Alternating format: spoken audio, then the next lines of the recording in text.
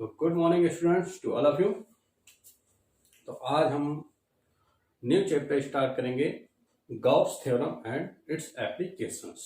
Okay, तो सबसे पहले आप सभी का हमारे YouTube channel physics by Ravi sir में स्वागत है। और वीडियो को देखने के बाद या पहले उसको लाइक सब्सक्राइब करना और उसको बेल आइकन दबाना ना भूलें, जिससे आपको आने वाले कंटिन्यू वीडियो आपको मिलते हैं। ओके, तो आइए आज हम स्टार्ट करते हैं अपना नेक्स्ट चैप्टर,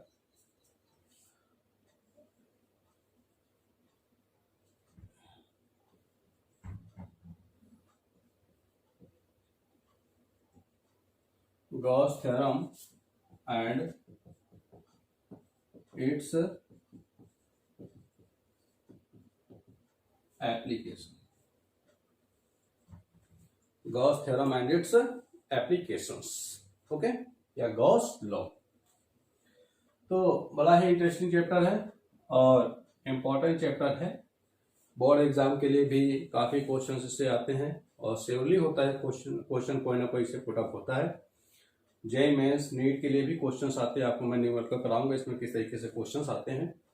तो आइए स्टार्ट करते हैं हम अपना चैप्टर्स। और इसके पहले मैंने आपको पिछले चैप्टर्स में इलेक्ट्रिक फील्ड के बारे में बताया था। जिन बच्चों ने इलेक्ट्रिक फील्ड के बारे में नहीं पढ़ा हुआ है वो हमारे पिछले वीडियो देख लीजिए। चैनल सब्सक्राइब करिएगा फिजिक्स बाय रवि सर, उसमें आपको मिल जाएंगे सारे लेक्चर्स, आप देख सकते हैं इसलिए। तो आइए स्टार्ट करते हैं हम लोग। गॉस थ्योरम की बात आती है यहाँ पर। तो इसमें हम सबसे पहले एक टॉपिक को डिस्कस करने जा रहे हैं जिसका बड़ा ही इंपॉर्टेंट इसमें रोल है। इस चैप्टर में बात आती है हमारा area vector. What is the area vector? आप जानते हैं एरिया की बात करें, आप नहीं जानते ये क्या पढ़ना है। एरिया तो हम जानते हैं कि very easy length into breadth, लंबाई इंटू चौड़ाई इक्वल टू क्षेत्रफल, पता चल गया। लेकिन यहां पर एक वर्ड जड़ गया, वेक्टर। अरे भाई ये कहां से आ गया? हम तो जानते थे कि area is a scalar quantity, अदिश राशि है, लेकिन यहां पे वर्ड आ गया vector. It means that is vector quantity, यानी एरिया जो है वो सदिश राशि कैसी हो गई। एरिया सदिश की बात करें तो अगर हम नॉर्मल बात करें तो आप एरिया निकालते हो, जैसे कोई एक स्क्वायर है, वर्ग है, ए बी सी डी, इसकी लेंथ ए, ब्रेथ ए है। आपसे बोला गया इसका एरिया कैलकुलेट करिए। आप क्या करते हैं, लगा देते हैं फॉर्मूला लंबाई इंटू चौड़ाई, लेंथ इंटू ब्रेथ। तो कितना हो जाएगा, A into A equal to A square. ये तो एक 9th क्लास वाली बात हो गई, 9th 10th क्लास की बात हो गई, 11th तक की। बोर्ड के स्टूडेंट्स के लिए बात जमती नहीं यहाँ पर। बोर्ड के स्टूडेंट्स के लिए क्या बात आती है यहाँ पर मैटर करती है। तो ये तो हमने पता कर लिया जो पुराना सिस्टम है। अब इसी को हम थोड़ा अपडेट करते हैं।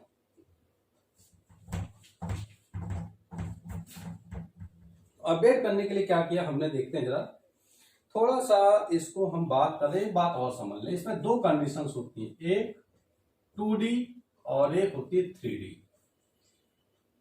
2 डायमेंशनल द्विविमी, 3 डायमेंशनल तीन विमी। ओके, तो सबसे पहले हम बात करें 2 डायमेंशनल केसेस के लिए। और 2 डायमेंशनल केस को ही बोलते हैं क्या, ओपन सरफेस। क्या बोलते हैं, ओपन सरफेस। जो 2 डायमेंशनल केसेस होते हैं इसको बोलते हैं ओपन सरफेस। ओके, तो किसके लिए हम बात कर रहे हैं, फॉर 2D सरफेस के लिए। देखिए जरा,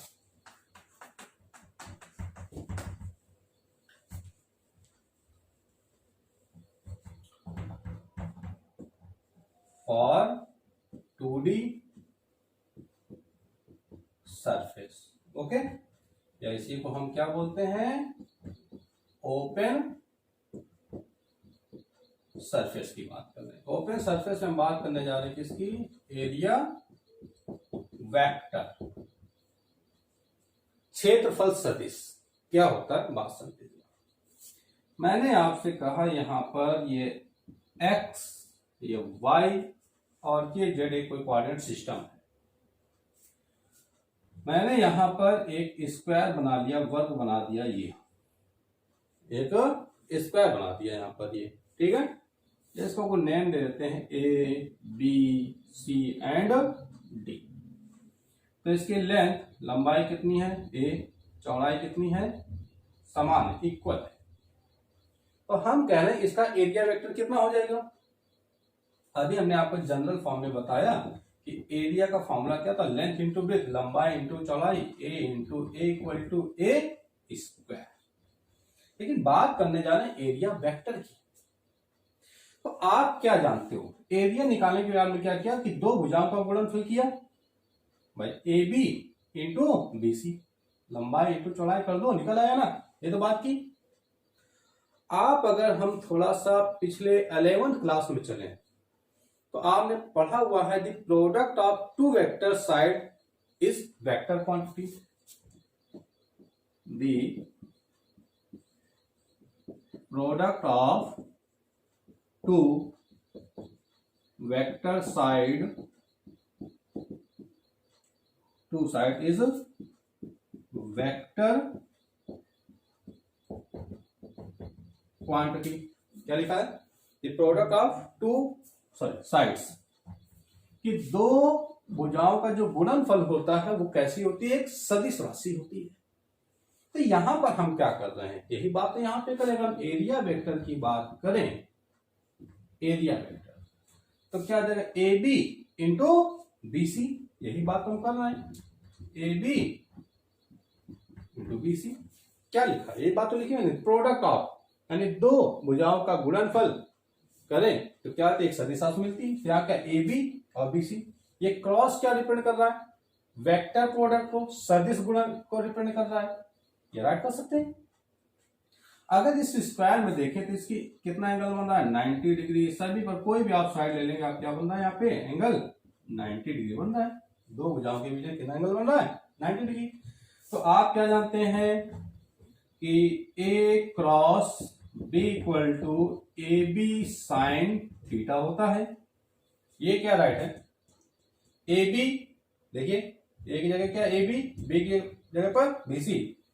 ए बी कितना है क्वेश्चन, देखिए ए बी ये इसके इक्वल होगा, ये इसके पैरेलल होगी, यानी ए इंटू क्या राइट कर सकते हैं, ए इंटू साइन थीटा कितना लेंगे 90 डिग्री, मल्टीप्लाई कर देंगे ए स्क्वायर, साइन 90 वैल्यू 1।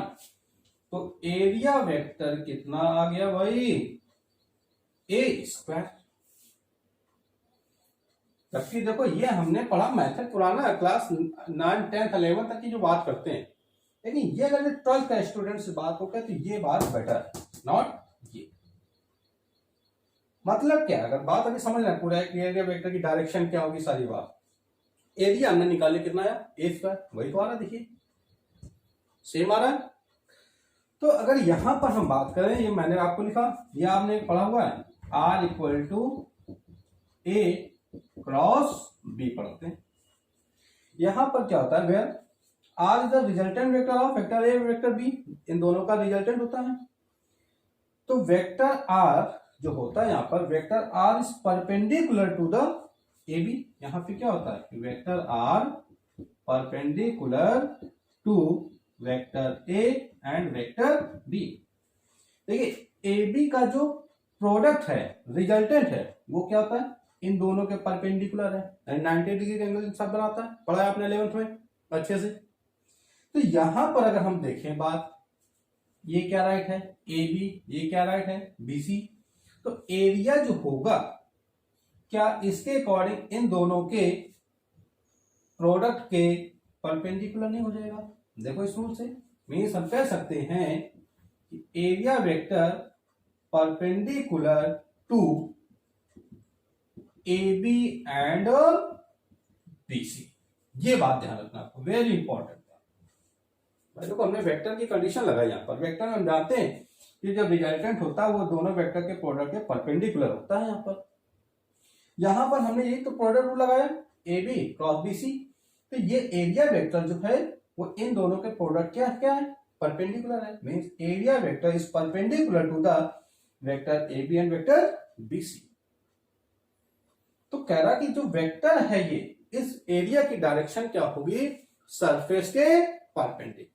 मान लीजिए अगर ये सरफेस है तो इस सरफेस का एरिया की डायरेक्शन क्या होगी, एरिया वेक्टर क्या होगा, एरिया वेक्टर ये होता है परपेंडिकुलर। देखिए ये सरफेस है, एरिया वेक्टर आउटवर्ड कितना एंगल बनाएगा, 90 डिग्री। ये तो मैंने कहा, ये मैंने कहा कि या ऐसे कर लें आप, यहां देखिए कितना एंगल बनाएगा ये, 90 डिग्री। आई बात समझ में? तो ये बात हुई हमारी क्या, एरिया वेक्टर। ये ध्यान रखना है, area vector is perpendicular to the vector A and vector B, या वी कैन से कि वेक्टर ए इज परपेंडिकुलर, ये नोट करेंगे, बात इंपॉर्टेंट है, vector A is perpendicular to the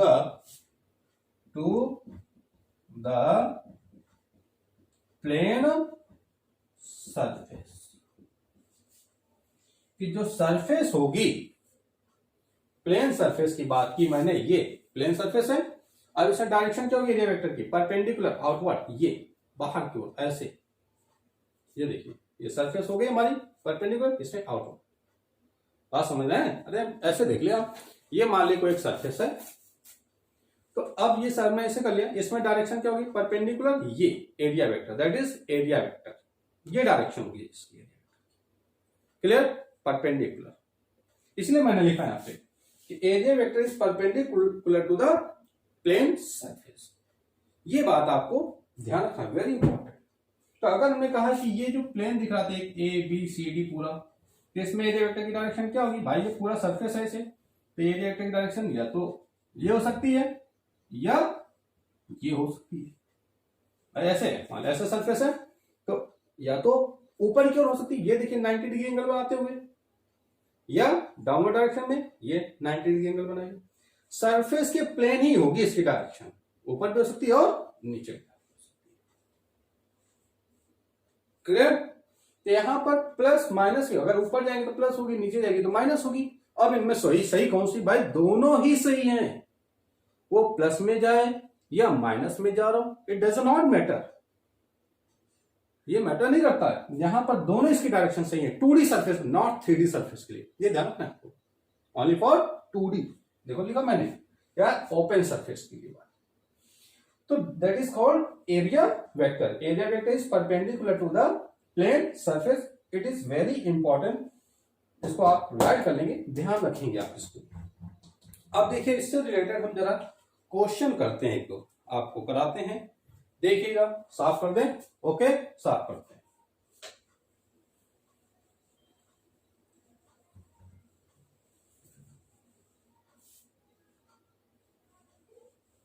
चलिए देखते हैं क्वेश्चन मैंने ये किया, X Y and Z axis, okay, या आप इसके एक्सिस चेंज भी कर सकते हैं। तो मैंने कहा यहां पर एक रेक्टेंगल ये बना हुआ है,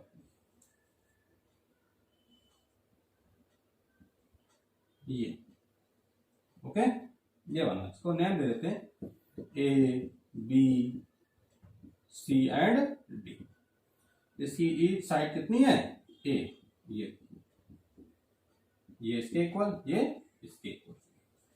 तो अब इसमें एरिया वेक्टर क्या होगा, जब कहते हैं एरिया ऑफ रेक्टेंगल का, what is the area of rectangle, area of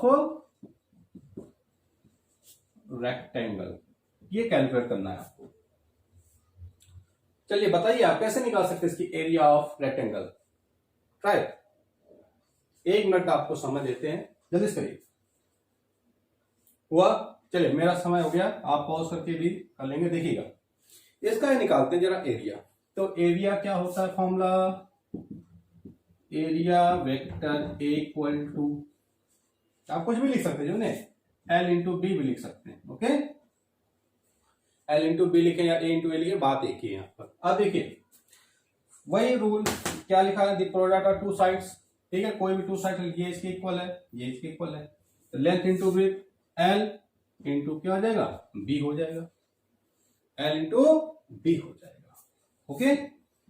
तो ये निकला एरिया। अब देखिए आई डायरेक्शन में यूनिट वेक्टर क्या होता है, सॉरी एक्स में i cap, in the direction of y unit vector is j cap, in the direction of z unit vector is k cap. Direction की बात करें तो यूनिट वेक्टर क्या डिपेंड करती है, डायरेक्शन, तो हमें इसकी यूनिट वेक्टर बताना पड़ेगा। तो देखिए ये प्लेन है, मैंने कहा ये तो प्लेन की बात आ रही।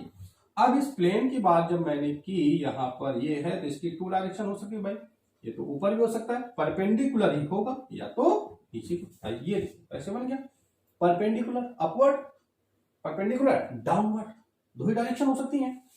अब ये देखिए कि ये जो ऊपर की ओर जा रहा है एरिया वेक्टर, ये किस डायरेक्शन में जा रहा है, plus Y, plus Y, Y direction का यूनिट वेक्टर क्या है, जे कैप। ओके, अगर हम इसकी डाउनवर्ड डायरेक्शन पे लेंगे नीचे की ओर, तो नीचे क्या आएगा, ऑरिजिन पॉइंट से नीचे माइनस होता है, आप जानते हैं क्या, इसी को हम राइट कर सकते हैं L into B minus G, that is area of vector A, या इसको हम लिख सकते हैं क्या, L B J cap. Area calculate कर लिया, बात समझ में आ गई अच्छे से। मैंने कहा एरिया वेक्टर की डायरेक्शन क्या होगी, perpendicular to the surface. 2D surface है इसलिए इसकी डायरेक्शन इनवर्ड भी हो सकती है, नीचे की ओर भी परपेंडिकुलर, और परपेंडिकुलर आउटवर्ड बाहर, ये ध्यान रखना, वेरी इंपॉर्टेंट बात है। क्लियर? चलिए एक क्वेश्चन और देखते हैं जरा हम कि एक्स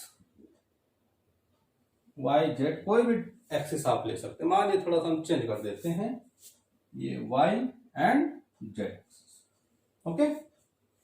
और यहां पर एक कोई ये इस प्रकार की सरफेस है गोलाकार, इस पे इसकी रेडियस कितनी है, आर। अब इसका एरिया वेक्टर क्या होगा, चलिए बताइए जल्दी से, हुआ नहीं हुआ, हो गया। देखिए आर क्या होगा, इस सरफेस का भी स्फेरिकल सरफेस है, तो इसका एरिया कितना होगा, एरिया वेक्टर, तो फिर से वही बात हमारी क्या, area vector, okay. Area of sphere, इसका एरिया कितना होगा, pi r square, pi r square, जानते हैं आप एरिया, फॉर्मूला क्या हो गया, पाई आर स्क्वायर। अच्छा एरिया तो निकला, देखो सरफेस, ऐसी सरफेस है, इसकी डायरेक्शन क्या, टू डायरेक्शन होगी भाई, सरफेस परपेंडिकुलर है भाई, ऐसे मान लीजिए है ना, इसको हमने ऐसे कर दिया, अब इसकी डायरेक्शन तो ये होगी, एक डायरेक्शन ये होगी, मीन्स यहां भी एरिया वेक्टर वर्क करेगा, या इधर भी हो सकता है, हो सकता है। अब ऊपर वाला किस डायरेक्शन में जा रहा है, जेड डायरेक्शन में, जेड डायरेक्शन में यूनिट वेक्टर क्या होता है, के कैप, के कैप। अगर इनवर्ड डायरेक्शन नीचे की ओर जाए, तो नीचे की ओर क्या लिख सकते हैं इसी को हम, पाई आर स्क्वायर माइनस के। क्लियर? तो ये बात आप ध्यान रखना कि इस तरीके से हम किसी भी सरफेस की जो एरिया वेक्टर की डायरेक्शन होती है, the direction of area vector is always perpendicular to the plane surface, plane surface के हमेशा परपेंडिकुलर होती है, ओके। फॉर 2D सरफेस की बात है या ओपन सरफेस की,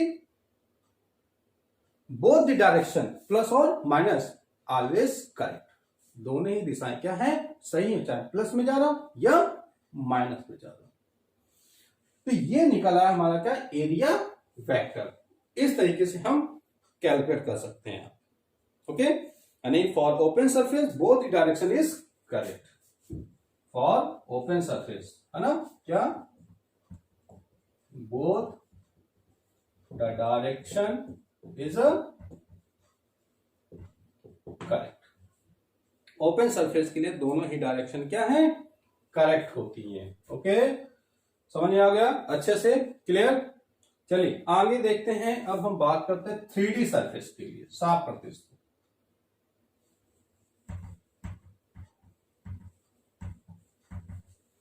नोट कर लेंगे ये पॉज करके, जो मैं बता रहा हूं ये सारी चीजें आपके एयरफोर्स, नेवी, किसी भी आप उसमें जाएंगे, बहुत ही इंपॉर्टेंट इन सारी चीजों के लिए, किसी भी कंपटीशन के लिए। आप एरिया नीट IIT की बात करें, इस तरीके से आप डायरेक्शन कोई भी सरफेस दे सकते हैं, आप इजीली उसकी डायरेक्शन कैलकुलेट कर सकते हैं आप। चलिए, तो अब हम बात करते हैं फॉर 3D सरफेस के लिए। 3D सरफेस, 3D सरफेस को ही हम बोलते हैं क्लोज्ड सरफेस, बंद हो, खुले आसमान के नीचे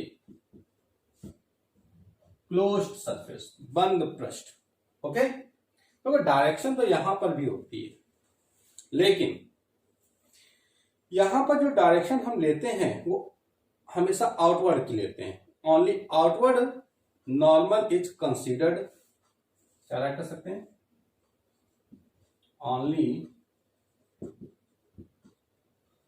outwards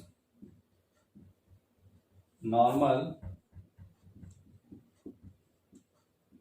considered as area vector। क्या लिखा है? Only outwards normal considered as area vector। outwards मतलब बाहर की ओर, जो बाहर की ओर परपेंडिकुलर हो, नॉर्मल खींचा हो, वो हमेशा लेते हैं एरिया वेक्टर की डायरेक्शन को रिप्रेजेंट करता है क्लोज्ड सरफेस में, है ना। ओपन में बात ध्यान रखना, ओपन में दोनों डायरेक्शन हो सकती है हमारी, माइनस में भी और प्लस में भी, बट यहां पर आपको क्या ध्यान रखना है, हमेशा मैंने कहा कौन सी होगी, बाहर वाली ही लेंगे आप।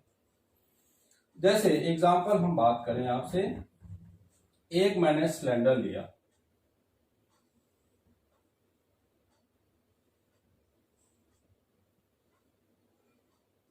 ओके, ये सिलेंडर ले लिया, तो इसकी देखिए अब इसमें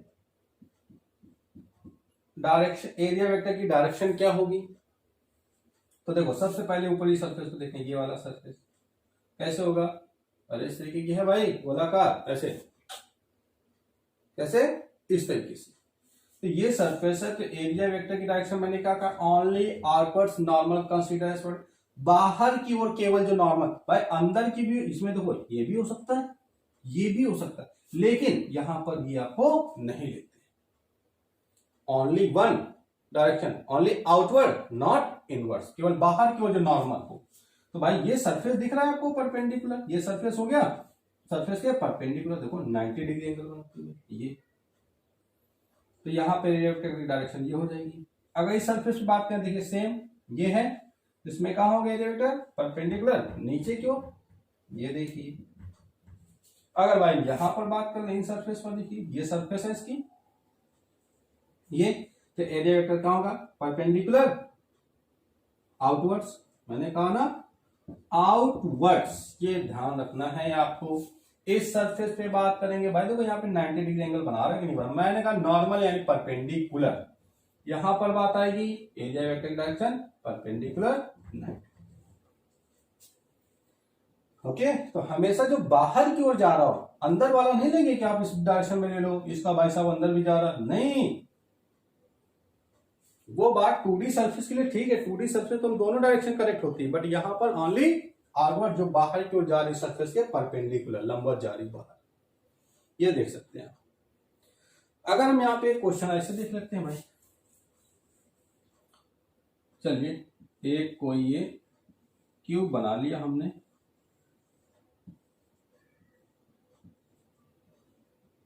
ये देखिए ये क्यूब बना हुआ है, अब मैंने कहा इस पे डायरेक्शन बताने जरा, तो सबसे पहले हम ये वाला सरफेस देख लेते हैं, ऊपर वाला इसका, यहां पर ये ऊपर की सरफेस है, देखिए, तो ऊपर से मैंने क्या कहा, लंबवत बाहर की ओर, लंबवत बाहर की ओर ये वेक्टर की डायरेक्शन होगी, भाई इसमें होगा अंदर भी, लेकिन अंदर वाला हमको नहीं लेते हैं, मैंने कहा ओनली आउटवर्ड। देखो इस सरफेस को देखें अगर हम, ये सरफेस कौन सी, इस साइड की, ये आउटवर्ड बाहर की ओर एरिया वेक्टर हो जाएगा। कोई भी सरफेस ले लो आप, ये वाली ले लीजिए अगर, तो इसमें क्या होगा, एरिया वेक्टर परपेंडिकुलर आउटवर्ड, ये ले लेंगे अगर आप, इसमें भी परपेंडिकुलर आउटवर्ड, ऊपर वाला ऊपर की ओर, इधर वाला ऐसे हो गया, पीछे वाला ऐसे हो गया, नीचे वाला यूं, सभी में देखो एरिया वेक्टर क्या है, आउटवर्ड से बाहर। अगर हम ये वाली सरफेस लें, फ्रंट वाली और बैक वाली, फ्रंट वाली लेंगे ये, तो फ्रंट वाली में एरिया वेक्टर आउटवर्ड्स, ये ऐसे, देखो 90 डिग्री। ओके, बैक वाला ले लेंगे अगर ये, तो इसके जो बैक साइड है बोर्ड के पीछे वाला, तो उसमें भी क्या होगा, ये हमेशा आउटवर्ड लेंगे, ये आपको ध्यान रखना है। अगर स्फेयर के लिए बात करें तो भी कोई प्रॉब्लम नहीं है, स्फेयर हो तो भी कंडीशन रहेगी आपकी। बस आपको ध्यान रखना है कि 3D सरफेस में बाहर की ओर होगी, आउटवर्ड डायरेक्शन पर लेना है आपको। ये देखिए, मान लीजिए ऐसे, ये स्फेयर है, ओके, और ये इसका सेंटर पॉइंट है। तो अब इससे कहा जाए कि इसकी एरिया वेक्टर की डायरेक्शन क्या होगी इसमें, देखो तो भैया एरिया वेक्टर देखो, जब भी एरिया वेक्टर स्फीयर में लेते तो ऑलवेज टुवर्ड्स द सेंटर, यहां हमेशा सेंटर से, देखो ये एरिया वेक्टर मैंने कहा सरफेस की बाहर, अरे भाई ये सरफेस देखो, ये है सरफेस, सरफेस है ना, सरफेस से बाहर कितना एंगल बनना है, 90 डिग्री। आप कहीं भी ले लो, इधर देखो आप, ये देखो सरफेस, ये कितना एंगल बन रहा है, 90 डिग्री। कहीं भी आप देख सकते हैं हमेशा, बट मैंने क्या कहा, स्फीयर में सेंटर की ओर, ये देखिए यहां पर देखो, तो सभी पॉइंट्स पर डायरेक्शन कैसी दिख रही है, परपेंडिकुलर ही लेना, आपको ये ध्यान रखना है। तो दोनों में 3D और 2D में ये डिफरेंस आपको याद रखना है कि 2D सरफेस में निगेटिव और प्लस, माइनस और प्लस दोनों ही डायरेक्शन क्या होंगी, करेक्ट होंगी। But in 3D cases only outwards direction, वो भी नॉर्मल मतलब परपेंडिकुलर, सरफेस से परपेंडिकुलर जो बाहर की होगी। ओके, तो यहां तक बात थी हमारी किसके लिए, एरिया वेक्टर। आई होप अच्छे से समझ में आ गया, एरिया वेक्टर की डायरेक्शन क्या होगी, perpendicular to the outward surface. चलिए थोड़ा सा आगे हमारी कहानी बढ़ती है, और अब हम बात आते हैं यहां पर electric flux. What is the electric flux, क्या होता है, बड़ी ही सिंपल सी बात है, the number of electric field lines passing perpendicular to the surface। क्या लिखा है, the number of electric field lines passing perpendicular to the surface, to the surface या थ्रू द सरफेस। मतलब क्या कर रहा है कि किसी पृष्ठ के लंबवत गुजरने वाली बल रेखाओं की संख्या, क्या कर रहा है, किसी पृष्ठ के लंबवत गुजरने वाली बल रेखाओं की संख्या को क्या कहते हैं, विद्युत फ्लक्स कहते हैं। भाई पीछे हम लोगों ने पढ़ा था ना, विद्युत बल रेखाएं प्लस से माइनस की ओर चलती हैं, बताया था। तो उन्हीं की बात कर लें, जैसे हम बात कर लें थोड़ा सा, आपको एक एग्जांपल देते हैं, जैसे कि कोई एक सरफेस ले लिया हमने,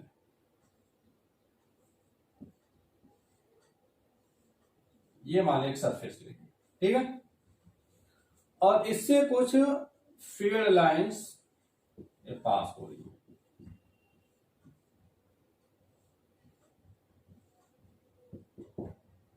ये देखिए। ओके भाई, इलेक्ट्रिक फील्ड लाइंस मैंने कहा था, जब कोई चार्ज होगा, प्लस चार्ज में डायरेक्शन क्या होती, बाहर की होती वैद्युत क्षेत्र की, माइनस में क्या होती, डायरेक्शन अंदर की होती है। तो एक कोई ये पृष्ठ है इस तरीके से, ओके, ये सरफेस है, इससे कोई फील्ड लाइंस, यहाँ पे मैंने कोई चार्ज रखा प्लस धनावेश रखा, तो इससे कुछ क्या इलेक्ट्रिक फील्ड बल रेखा निकलेंगी जो कि सरफेस को पार करते हुए बाहर की ओर जा रही। तो यहां देखा हमने कि एक ये सरफेस था पृष्ठ, इधर से कुछ फील्ड लाइंस विद्युत बल रेखाएं पास हो रही हैं। तो जरा आप ये देखो, इस सरफेस से कितनी फील्ड लाइन पास हो रही है, 1 2 3, ये तो देखो सरफेस से बाहर जा रही है, ये सरफेस के कांटेक्ट में नहीं है, ये तो सरफेस से बाहर है। तो आपको एक सेकेंड,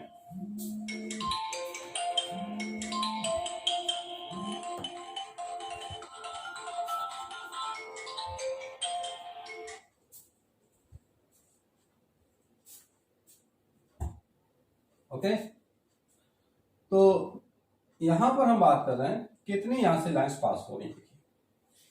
तो यहां पर आप देखिए सरफेस में ये वाली आउटवर्ड जा रही है, ये भी आउटवर्ड जा रही है, बट ये थ्री जो है इसके प्लस से सरफेस के अंदर जा रही है। Electric flux represented by phi E, okay. It means जो इलेक्ट्रिक फ्लक्स है इसमें कितना पास हो रहा है, थ्री। कितना हो गया इलेक्ट्रिक फ्लक्स इसका, थ्री। ये तो मैंने लिखा, देखो परपेंडिकुलर, देखो ये सरफेस 90 डिग्री एंगल बनाते पास, ये सरफेस है, ऐसे पास हुई, ऐसे आया, ये ऐसे, ये 90 डिग्री। तो किसी सरफेस से जितनी फील्ड लाइंस बल लिखा है पास होगी, वही क्या कहलाता है हमारा फ्लक्स। यहां में देखा 3 लाइंस पास हो रही, इसका मतलब इसका फ्लक्स कितना है, 3 है। आप कोई दूसरी सरफेस ले लीजिए, अगर हम बात करें यहां पर देखिए, तो मैंने कहा यहां से ये देखिए, यहां पर देखो सरफेस के अंदर, ये that is surface, there are 4 electric field line passing through the surface, 1 2 3 4 lines pass हो रही, बट ये दोनों नहीं पास हो रही। It means the electric flux are 4। इसका मतलब इसका इलेक्ट्रिक फ्लक्स कितना है, 4 है। ठीक है, अब देखो इस दोनों में कहते हैं क्या डिफरेंस क्या है। यहां पर एक बात समझिए, यहां पर हमारी 3 लाइंस पास हो रही, जबकि यहां पे क्या है, 4 पास हो रही हैं। 4 पास होने का रीजन क्या, मैंने आपसे कहा था कि इलेक्ट्रिक स्ट्रेंथ, डेंसिटी ज्यादा होगी। अगर कोई चार्ज ले लेंगे हैवी चार्ज, तो उससे इलेक्ट्रिक फील्ड लाइंस ज्यादा पास हो रहेंगी, तो उसकी डेंसिटी क्या होगी, ज्यादा होगी, अर्थात विद्युत क्षेत्र की तीव्रता, स्ट्रेंथ, इलेक्ट्रिक फील्ड की स्ट्रेंथ क्या होगी, स्ट्रांग होगी, ज्यादा होगी। तो इससे फील्ड लाइंस ज्यादा पास हो रही हैं। फील्ड लाइन ज्यादा पास होने का कारण ये है कि यहां पर इलेक्ट्रिक फील्ड स्ट्रेंथ स्ट्रांग है। क्या है, इलेक्ट्रिक फील्ड स्ट्रेंथ स्ट्रांग है, बट यहां पर क्या है, इसकी कंपेयर में वीक है, इसीलिए यहां से कम लाइन पास हो रही है, इससे ज्यादा लाइन पास हो रही है। भाई आप, मैंने कहा था आपको ये हल्का चार्ज, मैंने आपको याद दिला दूं थोड़ा सा, यहाँ पे क्यू चार्ज रखा था और जैसे मैंने यहाँ रखा था 2Q। तो अगर इससे 4 लाइंस पास हो रही थी, तो यहाँ पे कितनी होंगी, 8 लाइंस। आपको याद होगा थोड़ा सा, याद है, यहाँ पे फील्ड लाइन ज्यादा पास, इसका मतलब यहाँ पे इलेक्ट्रिक फील्ड स्ट्रेंथ क्या है, स्ट्रॉन्ग है। तो जितनी ज्यादा, बात ध्यान रखेंगे कि अगर इलेक्ट्रिक फील्ड लाइंस इंक्रीज होगी, if we increase the electric field lines और इलेक्ट्रिक फील्ड स्ट्रेंथ, जितना ज्यादा हम बढ़ाएंगे तो इलेक्ट्रिक फ्लक्स उतना ही ज्यादा बढ़ेगा। भाई जितनी ज्यादा बल रेखाएं पास होगी, सीधी सी बात है, उसमें फ्लक्स उतना ही ज्यादा होगा, सीधी सी बात है। तो आप इसीलिए मैंने कहा इलेक्ट्रिक फील्ड स्ट्रेंथ जितनी ज्यादा स्ट्रॉन्ग होगी, फ्लक्स उतना ही ज्यादा होगा। आप देख लो ना, यहाँ पर यहाँ पे 3 दिख रहा तो फ्लक्स 3 आ रहा है, यहाँ पे 4 लाइन पास हुई तो इसका फ्लक्स 4 आ रहा है, देख सकते हैं आप इजिली। ओके, बड़ी सिंपल सी बात थी। ये तो बात हो गई इससे सरफेस रिलेटेड। तो या सीधे शब्दों में कहते हैं कि phi is directly proportional to E, यानी ई इंक्रीज होगा जितना ज्यादा, तो फाई उतना ही इंक्रीज होगा। ई डिक्रीज करेंगे तो फाई भी क्या होगा, डिक्रीज होगा। आप सीधा सा एग्जांपल दे सकते हैं, 3 लाइन पास हो तो फ्लक्स 3 है, 4 लाइन पास हो रही तो 4 है, ई बढ़ा फाई बढ़ा, ई घटा फाई घट गया। ओके, अब इसी में बात करते हैं दूसरा एरिया की बात कर लें जरा। अगर एरिया हम क्या करें, बढ़ा दें इसका, देखिए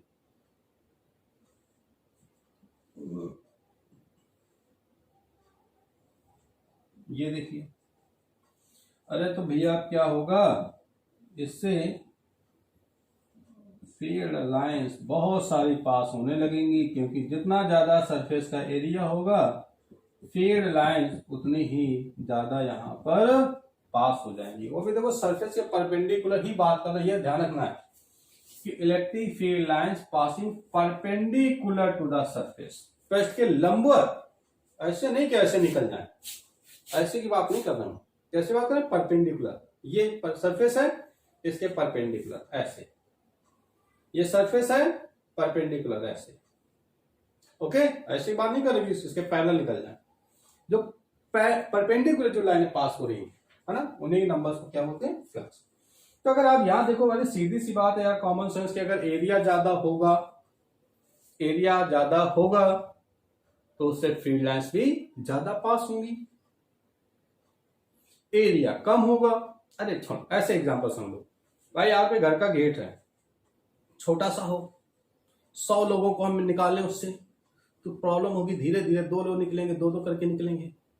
अगर एरिया ज्यादा कर दें, गेट बड़ा सा लगा दें आपके घर पर, तो क्या करेंगे, एक साथ सभी निकलने लगे, क्या हुआ, स्ट्रेंथ बढ़ी ना। यही बात यहां हो रही है, एरिया ज्यादा होगा तो उससे फ्लक्स, इलेक्ट्रिक फील्ड लाइंस ज्यादा पास होंगी, इलेक्ट्रिक फील्ड लाइंस ज्यादा पास होंगी तो फ्लक्स भी इंक्रीज कर जाएगा। क्लियर। तो हम ये भी कर सकते हैं कि फाई इज प्रोपोर्शनल टू ए, या अगर हम दोनों को कंबाइंड कर दें, देखिए तो क्या लिखा, phi proportional to E into A, ये भी राइट कर सकते हैं।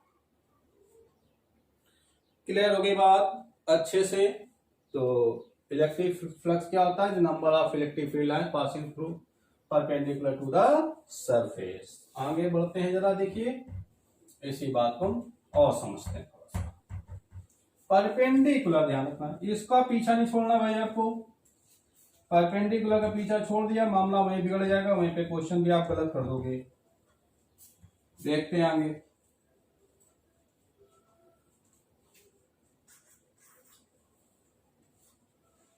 चलिए क्वेश्चन को जरा हम देख लेते हैं ऐसे कि ये सरफेस, ओके, ये एक सरफेस है और इस सरफेस का एरिया वेक्टर क्या होगा, perpendicular to the outward to the surface, perpendicular outward to the surface, surface के पर, ये सरफेस है देखो ऐसे बाहर की, तो ऐसे सरफेस था, ये बाहर का काम कर रहा है। तो मैंने कहा यहां पर एक ये ऐसे इलेक्ट्रिक फील्ड लाइन पास हो रही है, विद्युत क्षेत्र की तीव्रता जिस दिशा में जाएगी वही इलेक्ट्रिक फील्ड की जिस डायरेक्शन में जाएगी विद्युत क्षेत्र की तीव्रता, इस डायरेक्शन में ये फील्ड लाइंस पास हो रही है। ओके, कितना एंगल बनाते हुए, थीटा, किससे, एरिया वेक्टर से बना रहा है एंगल, ध्यान रखना, एरिया वेक्टर से थीटा एंगल बनाते पास हो रहा है सरफेस से। तो भाई अब हम कह दें कि इसका फ्लक्स कितना हो जाएगा, फ्लक्स कितना हो जाएगा, कैसे हम कहें कितना फ्लक्स हो जाएगा, कोई बता सकता है, सोचो, नहीं, चलिए देखते हैं। तो एरिया वेक्टर फ्लक्स कैसे कैलकुलेट करेंगे, देखो मैंने अभी आपसे कहा ये बात ध्यान रखनी है आपको, electric field line passing perpendicular to the surface, तो ये इलेक्ट्रिक फील्ड एरिया वेक्टर से थीटा एंगल बना रहा है, बन रहा भाई, इसको हम 2 कंपोनेंट्स में डिवाइड कर दे तो यहां पर एक परपेंडिकुलर ड्रॉ कर दिया, बन जाएगा ई कॉस थीटा। सेम अगर हम इधर देखें ई साइन थीटा, क्लियर। तो फ्लक्स कितना हो जाएगा, फ्लक्स क्या था अभी मैंने कहा, फाई इक्वल टू ई, दोनों फाई ए पर डिपेंड कर रहा था, ए पर डिपेंड, दोनों कंबाइन कर दीजिए तो बना, तो फाई इक्वल टू ई है। तो अब वो ई कौन सा लेंगे इसमें, ई साइन थीटा या कॉस थीटा, यही लेंगे भाई, बस यहीं पे बात समझना है आपको। फिर से यहां पे आइए, मैंने इसलिए साफ नहीं किया, electric field line passing perpendicular to the surface, perpendicular, भैया ये सरफेस थी हमारी, एरिया वेक्टर तो इस डायरेक्शन में काम कर रहा है, हमारा एरिया काम कर रहा है इस डायरेक्शन में, एरिया वेक्टर है ना, इस डायरेक्शन में एरिया वेक्टर काम कर रहा है, तो देखते जरा फाई इक्वल टू, अच्छा परपेंडिकुलर जो लाइन पास हो, तो इस परपेंडिकुलर सरफेस के परपेंडिकुलर ये इस डायरेक्शन में देखो ए का कंपोनेंट कौन सा वर्क कर रहा है, कॉस थीटा। तो कौन सा लेंगे हम, परपेंडिकुलर वाला, परपेंडिकुलर ये यानी ई कॉस थीटा, ई cos theta into area vector, ये भी देखो परपेंडिकुलर मैंने कहा था सरफेस होगा, तो ई हो जाएगा phi equal to E A cos theta भी राइट कर सकते हैं, या फाई इक्वल टू इसको हम राइट कर सकते हैं ई डॉट ए राइट कर सकते हैं। क्या राइट कर सकते हैं, ई डॉट ए राइट कर सकते हैं। अरे भैया ये इलेक्ट्रिक फ्लक्स जो होती है ये एक स्केलर क्वांटिटी होती है, स्केलर क्वांटिटी होती है, इसके electric flux is a scalar quantity, इसलिए यहां पे डॉट साइन। अरे आपने पढ़ा था भाई A dot B equal to A B cos theta, ये क्या रखते हैं ए कॉस थीटा, इसको हम क्या राइट करते हैं बी डॉट ए डॉट ए।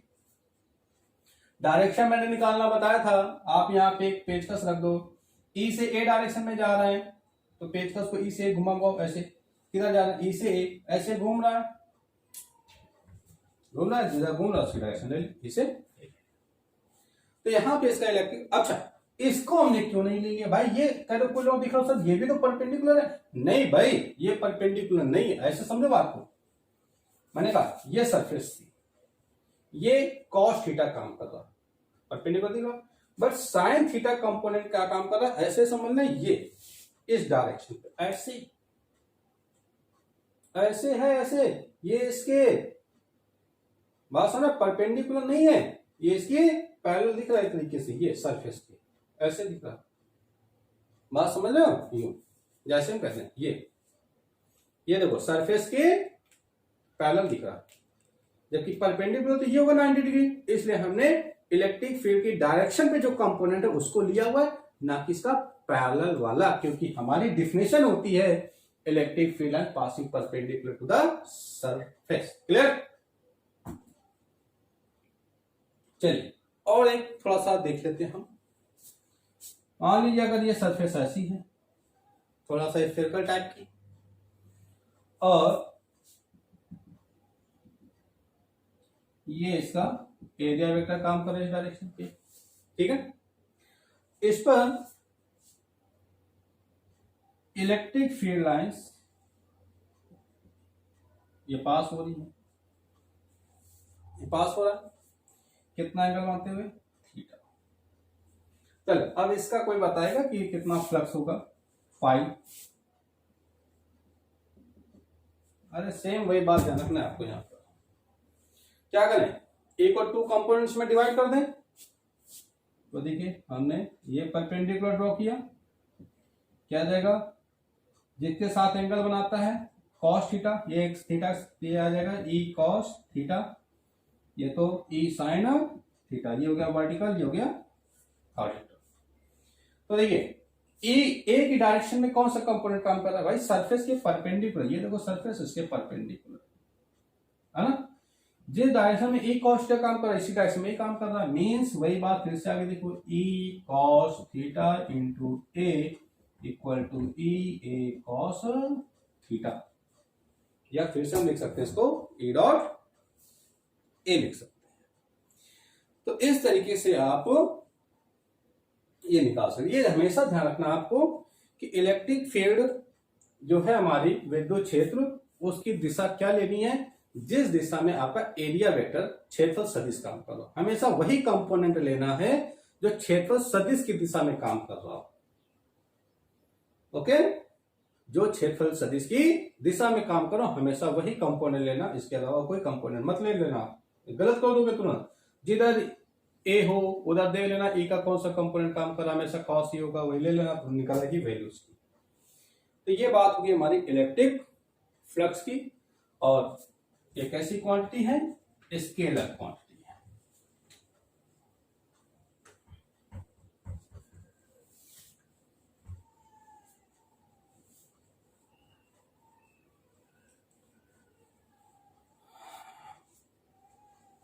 इसकी यूनिट कैलकुलेट कर सकते हैं आप। फाई इक्वल टू क्या लिखा हुआ है, ई ए। थीटा क्या था, एंगल बिटवीन ई और ए और ई और ए के बीच का एंगल। जैसे जैसे एंगल चेंज करते जाओगे फाई की वैल्यू चेंज होती चली जाएगी।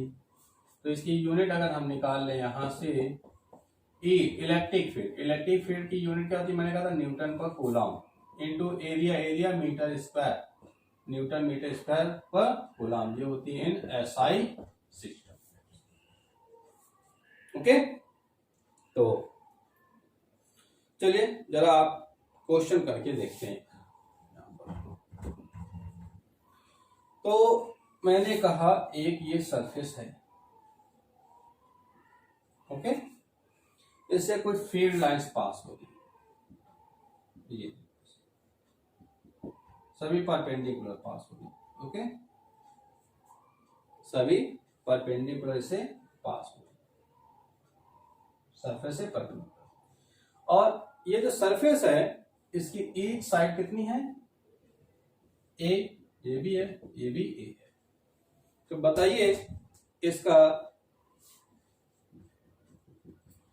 फ्लक्स कितना होगा, ओके, निकालिए जरा।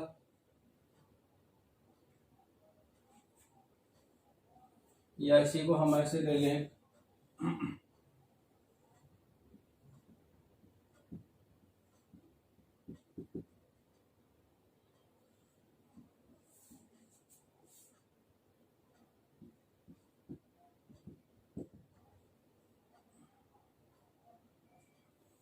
तो इसका आप निकालेंगे कितना होगा, यहां पर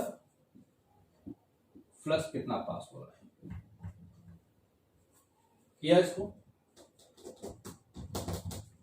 चलिए देखिए, फाई इक्वल क्या होता है, लंबाई ई ए, वही फॉर्मूला आप जानते हो, ई ए कॉस थीटा। तो देखिए,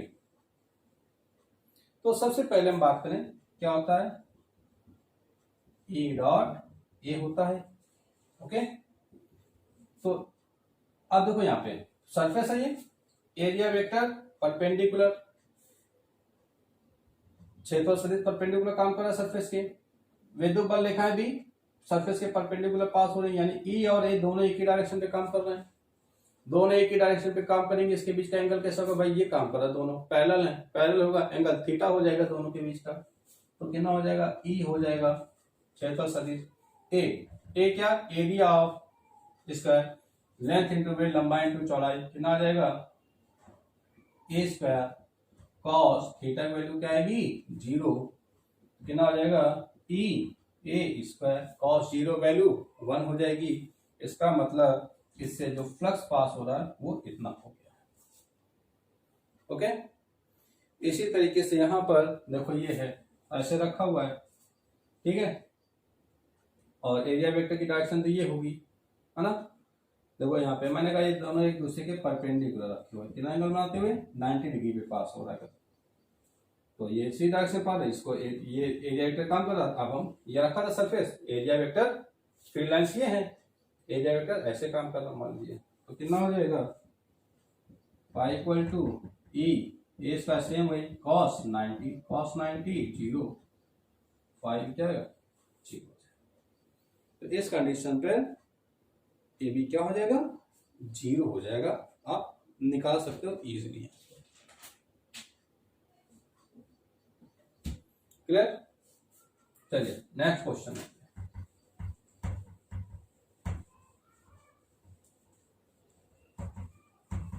बहुत सिंपल है, सिंपल तरीके से आप इसको इजीली कैलकुलेट कर सकते हैं, अगर थोड़ी सी बारीकियों को ध्यान रखना है आपको, डायरेक्शन की ज्यादा है। चलिए अगर मान लीजिए क्वेश्चन दे देते हैं, किसके लिए, अभी तो जो हमने एग्जांपल्स देखे वो 2D सरफेस की एग्जांपल आपको मैंने बताया, इसके लिए बात की 2D सरफेस की। Now we can say for 3D surface, 3D surface अभी मैंने जो आपको एग्जांपल्स बताया वो किसके लिए था, 2D सरफेस के लिए। अब हम बात करते हैं 3D सरफेस के लिए। देखिए यहाँ पर, ठीक है, तो यहां पर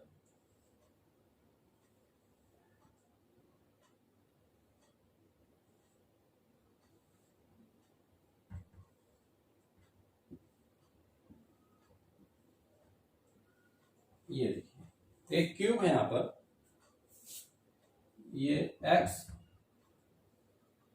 वाई एंड जेड एक्सिस, तो इसमें कितनी सरफेस होंगी, 1 2 3 4, ये पीछे वाली, फिर एक फ्रंट वाली, 6 सरफेस है इससे, है ना। तो क्वेश्चन ये कह रहा है कि टोटल इलेक्ट्रिक फ्लक्स इससे कितना पास होगा, और ये जो है इससे यहां पर कोई इलेक्ट्रिक फील्ड लाइंस पास हो रही, E equal to A naught I cap. Okay, I cap क्यों लिया, क्योंकि एक्स डायरेक्शन पे जा रहा है, इससे इतने ये एक ट्यूब रखा हुआ है, इधर से कोई फील्ड लाइंस पास हो रही फॉर 3D सरफेस पे। तो इस कंडीशन पर ये कह रहा है कि टोटल क्या निकालना है, net flux passing through the surface, पूरे सरफेस से कितना फ्लक्स पास होगा ये हमें कैलकुलेट करना है। और इसकी जो साइड है वो कितनी है, सभी साइड ए है, कितनी है, ए है, ये भी ए है, ये भी ए है। ओके, तो भाई नेट फ्लक्स कितना होगा, आपको मैंने कहा डायरेक्शन ध्यान रखना है, बहुत सिंपल सी बात है। सभी सरफेस से टोटल सरफेस कितनी, 6 सरफेस दिख रहे हैं भाई, एक ये इधर हो गया, एक इधर, आमने सामने 2 गई, ऊपर वाली तीसरी, नीचे वाली चौथी, एक पीछे एक आगे, 6 सरफेस हो गई। 6 सरफेस से टोटल फ्लक्स कितना पास होगा हमें ये निकालना। चलो हम पहले बात करते हैं फर्स्ट सरफेस के लिए, इसके लिए बात करें फर्स्ट सरफेस। तो मैंने आपसे क्या कहा, 3D सरफेस में जो डायरेक्शन लेते हैं एरिया वेक्टर की, हमेशा बाहर वाली लेते हैं, अंदर वाली नहीं लेते हैं। अगर मैंने कहा ये सरफेस है तो इसमें अंदर की भी होगी बाहर की होगी, बट यहाँ पर 3D सरफेस के बाहर का नहीं लेते हैं, हमेशा कहा लेती, अरे इसलिए नहीं लेते भाई, कोई भी 3D सरफेस के अंदर कोई प्लस चार्ज रखा हुआ तो इलेक्ट्रिक फील्ड कहाँ निकलेंगी, बाहर क्यों निकलेंगी यार, कहाँ निकलेंगी, बाहर की ओर, इसलिए ठीक है।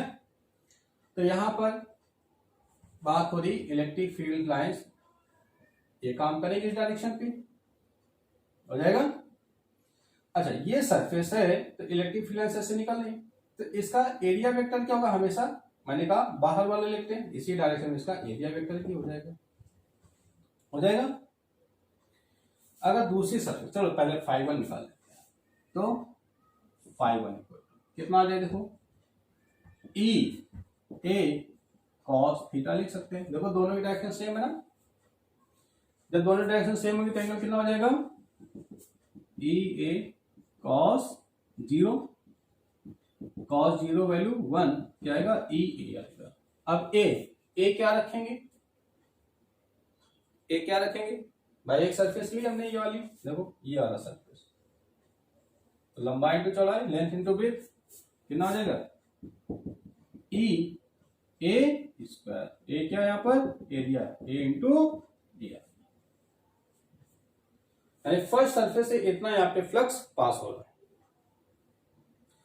φ2 कैलकुलेट करें, φ2 देखिए ये इस सरफेस पे है, इस सरफेस की बात करें तो भाई फील्ड लाइंस तो बाहर की ओर जा रही है, तो कोई डायरेक्शन नहीं दिख रहा, सॉरी इसमें भी अगर देख, है ना, तो हम बात कर रहे हैं फील्ड लाइंस के लिए। एक सेकेंड, थोड़ा सा यहाँ पे मिस्टेक हो गई हमारी, फील्ड लाइंस इधर की ओर जा रही है ना, फील्ड लाइंस ऐसे जा रही है, तो फील्ड लाइंस ऐसे जाएंगे तो एंगल बनेगा 180 डिग्री, यहाँ क्या लेंगे एंगल 180 डिग्री, 180 माइनस 1 होती है, ये आ जाएगा। ओके, डायरेक्शन दिख रहा ना, इलेक्ट्रिक फील्ड की डायरेक्शन ये दिख रही है। चलिए सेकंड सरफेस पे बात कर लेते हैं। तो इलेक्ट्रिक फील्ड की डायरेक्शन तो ये आपको दिख रहा है क्लियर, ऐसे जा रही है।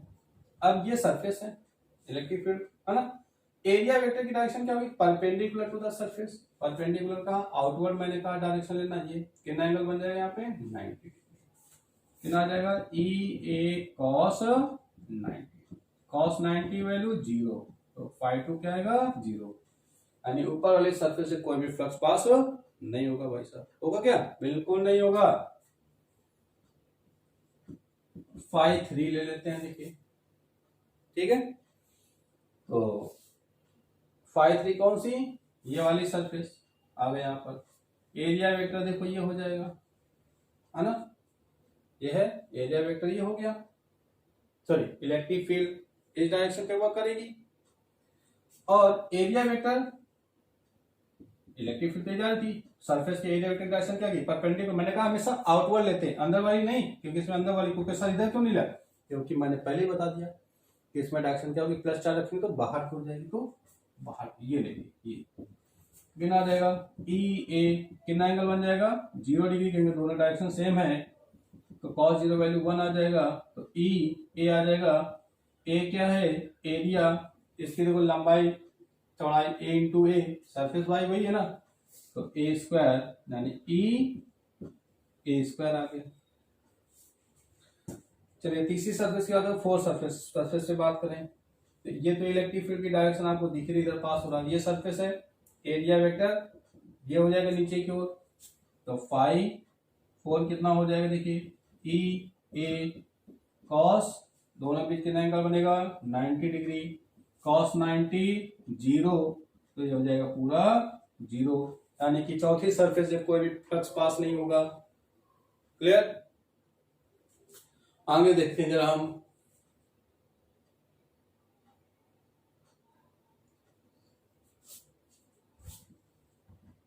फाइव अब कौन सी, बैक साइड, ये वाली पीछे वाली सरफेस, इलेक्ट्रिक फील्ड तो ये होगी इस डायरेक्शन पे, और एरिया वेक्टर क्या, ये देखो इलेक्ट्रिक फील्ड तो ये ऐसे समझो, एरिया वेक्टर इलेक्ट्रिक फील्ड ये जा रही है, फ्लक्स ये जा रहा है, कितना एंगल बन जाएगा यहाँ पे, 90 डिग्री बन जाएगा, ये देखो ऐसे कितना एंगल बनेगा यहाँ पर, 90 डिग्री। भाई इलेक्ट्रिक फील्ड तो ऐसे काम करे, देखो ऐसे, है ना, और एरिया वेक्टर ऐसे, ये देखो मान लीजिए इलेक्ट्रिक फील्ड की डायरेक्शन में पीछे की हो रहा है, बोर्ड में खोल नहीं कर सकते भाई, या ऐसे देख लो, ये ऐसे इलेक्ट्रिक फील्ड एरिया वेक्टर अंदर कितना एंगल बनेगा यहाँ पे, 90 डिग्री दोनों के बीच में, तो कितना आ जाएगा, ई ए कॉस 90 कॉस 90 0, तो 5 क्या आएगा, फिर से 0 आ जाएगा। ओके, इसी तरीके से अगर 6 नंबर सामने वाले लेंगे, सामने वाले में ये कंडीशन आएगी, तो 5 6 इक्वल टू बी क्या आएगा, 0। नेट फ्लक्स कितना हो जाएगा, सबको ऐड कर दो, 5 1 plus 5 2 plus 5 3 plus 5 4 plus 5 5 plus 5 6, देखो ये 0 ये 0 ये 0 सब 0 0, ये क्या है, ये प्लस, देखो ये स्क्वायर प्लस ये माइनस दोनों कैंसिल हो गए, टोटल क्या आएगा, 0। तो अगर हम बात कर रहे हैं कि यूनिफॉर्म इलेक्ट्रिक फील्ड है, ध्यान रखना इस बात को, ओरल भी आप ध्यान रखना, लेकिन फिर भी कैलकुलेशन करके देखते हैं कि अगर यूनिफॉर्म इलेक्ट्रिक फील्ड हो, एक समान विद्युत क्षेत्र हो, और चार्ज इनसाइड द सरफेस, यानी चार्ज कैसा हो, सरफेस के अंदर रखा हो, तो जो फ्लक्स होगा ऑलवेज 0 हो जाएगा। क्या मैंने कहा कि एक समान यूनिफॉर्म एक समान विद्युत क्षेत्र हो, कंडीशन ध्यान रखना कि यूनिफॉर्म इलेक्ट्रिक फील्ड हो, एक समान विद्युत क्षेत्र हो, सरफेस के अंदर चार्ज रखा हो, ठीक है, तो उस कंडीशन पर जो फ्लक्स होगा हमेशा क्या होगा, 0 हो जाएगा यूनिफॉर्म के लिए। भाई फ्लक्स चार्ज अंदर रखो तभी तो फील्ड लाइन से बाहर निकलेंगे, बात ध्यान रखना हमारी, है ना। तो इस यूनिफॉर्म इलेक्ट्रिक फील्ड, कंडीशन ध्यान रखना, यूनिफॉर्म इलेक्ट्रिक फील्ड हो, चार्ज इनसाइड द सरफेस अंदर रखा हो, तो उस कंडीशन पर फ्लक्स क्या होगा, 0 हो जाएगा। तो इस तरीके से हमारा 0 आ गया, ठीक है। तो आज के लिए हमारा लेक्चर में इतना ही है, कल इसके कुछ क्वेश्चंस और बात करेंगे, आगे इसके न्यूमेरिकल्स डिस्कस करेंगे। तो आप वो अच्छे से क्वेश्चंस को ट्राई करते रहें, जो भी प्रॉब्लम्स हो, मेरे लास्ट वीडियो में मैंने अपने कॉन्टैक्ट नंबर दिया था, आप इस पर कॉन्टैक्ट कर आप मुझसे प्रॉब्लम्स अपनी डिस्कस कर सकते हैं। ओके, तो नेक्स्ट लेक्चर में बात करेंगे इसके न्यूमेरिकल्स और अगला टॉपिक की। चैनल को लाइक और सब्सक्राइब और उसके बेल आइकन को दबाना ना भूलें, ओके, जिससे आपके आने वाले नोटिफिकेशन आपको कंटिन्यू मिलते हैं। ओके।